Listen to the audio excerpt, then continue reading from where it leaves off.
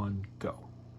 Hi everybody, it's Jen over here at Wildlife Encounters Ecology Center and Farm School.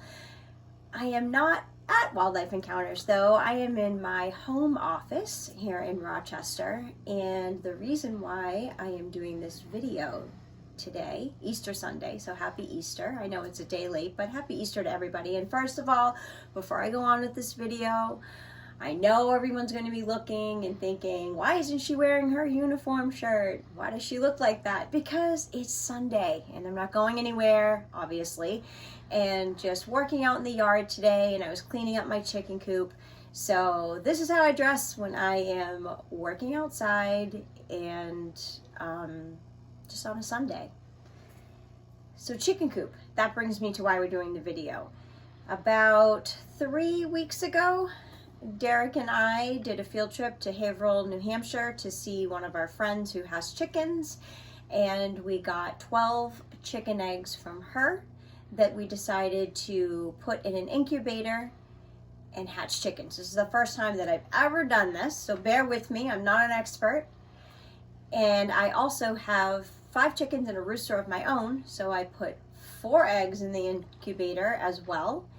And today is I'm just looking at my calendar, today is day 15 since they've been in the incubator. It takes chickens 21 days to get from egg to hatching. So today being day 15, what I'm going to do is candle them. And I'm also going to check the water supply in the incubator because you want to keep the humidity up, as well as the temperature at about 99.5. So these eggs have been in here, like I said, for 15 days. Some people count the incubation period day 1 from the day you put them in the incubator. Some people do it as day 2. I'm not sure. I did day 1 as the day I put them in the incubator, I think because I'm anxious to hatch the eggs. Like I said, I've never done this before, so if you have questions after this video, please go ahead and put your questions there, and I promise I will answer them to the best of my ability, and if I don't have the answer, I will find someone who does. So enough of my talking.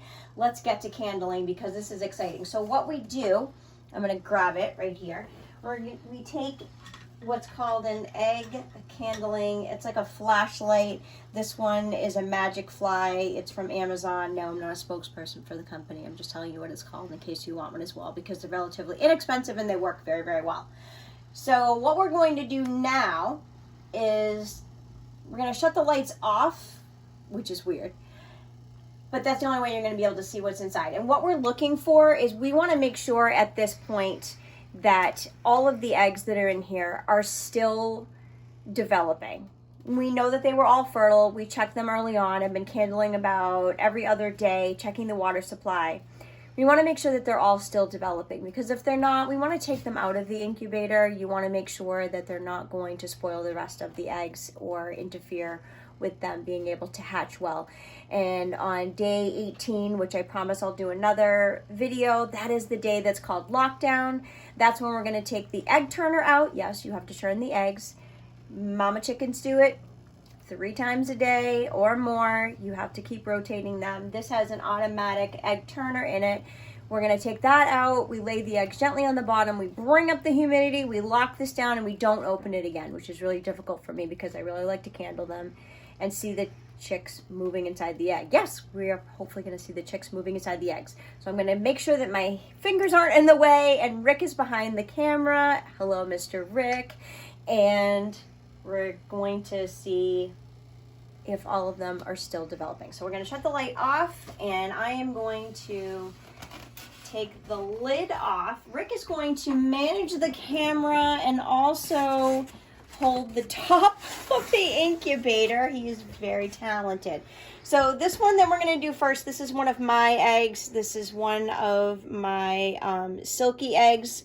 They're from my silky chickens, and you can see where the baby chicken has started to develop there. It should be really further along than it is right now because, like I said, we're at day 15. I'm not really seeing the veins in the egg. And so I just have a feeling that this one is no longer developing. and I'm not seeing any movement for the chick. So I'm just going to set it aside for right this second. There's always a chance that some of these eggs are further along than the others, so we always want to make sure. Now this one you can clearly see, I'm trying to make sure that my fingers are not in the way, but I do need to make sure I'm holding the egg. And if you look, you're going to see the chicken moving. You can really see that chicken moving in there. At the bottom there's what's called an air sac. So what happens within the next few days, the chicken is going to be I want to make sure I'm really careful. The chicken will be absorbing the rest of the yolk. That's how it's going to get its energy. They're going to also be containing that air sac. So it's almost like puncturing a little bit of the air sac. We might be able to hear them peeping. And then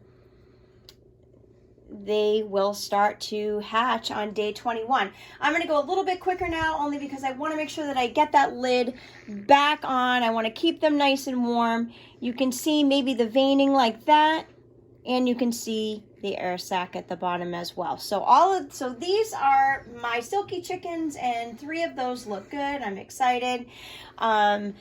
Half of the eggs, or half of the chickens, I guess I should say, are going to go to the farm property in Barrington with Derek. And the other half are going to stay here with me. And they're going to go out and join my other chickens in the chicken coop. I will have them here, obviously, until they're ready to be outside on their own. Okay. No more. And hopefully they will. Oh, that's a good one. I really want everybody to be able to see this one. You can really see this one moving. And this is one of the eggs from Christina. So this is a different chicken.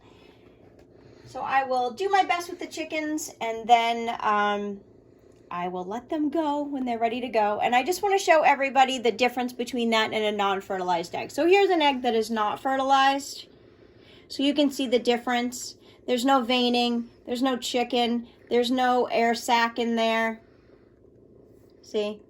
So that's the difference. So now all I'm going to do is add some more water to this. I'm going to put the lid back on, and then we will see you at day 18. Have a great day, everyone.